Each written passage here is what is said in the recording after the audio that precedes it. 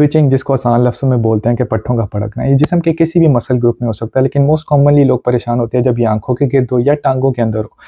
ठीक है, और अक्सर लोग हमारे पास आते हैं बड़े परेशान होके। इस वीडियो में बताने का मकसद ये है कि मोर देन 95% इसका कोई सीरियस कॉज़ नहीं होता। ये ब्रेन से जो न्यूरोनल सिग्नल्स आ रहे होते हैं, उनकी हाइपर स्टिमुलेशन की वजह से हो सकता है।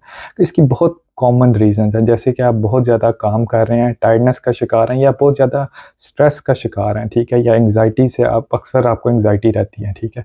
कोई बड़ा इवेंट आ गया और आप उसके एंग्शियस हो रहे हैं, या आप बहुत ज़्यादा कैफ़ीन या कॉफ़ी का इस्तेमाल करते हैं, तो ये कुछ कॉमन रीज़न्स हैं। लेकिन इन सब रीज़न के अंदर ये जो आपकी ट्विचिंग होगी, ये खुद बहुत सेटल्ड हो जाएगी, ठीक है, और आपको इसके लिए कोई मेडिसिन लेने की ज़रूरत नहीं है। हाँ, लेकिन अगर यही अमल मुसलसल रहता है और 2 हफ़्ते से ज़्यादा रहता है, तो फिर आपको ज़रूर जो है डॉक्टर से रुजू करना चाहिए। जो इसके रेयर कॉज़ेज़ होते हैं, उसको फर्दर इन्वेस्टिगेट करने के लिए। बाज़ औक़ात जो फेशियल नर्व होती है, 7वीं नर्व, उसके अराउंड कोई ऐसा प्रॉब्लम हो सकता है वास्कुलर,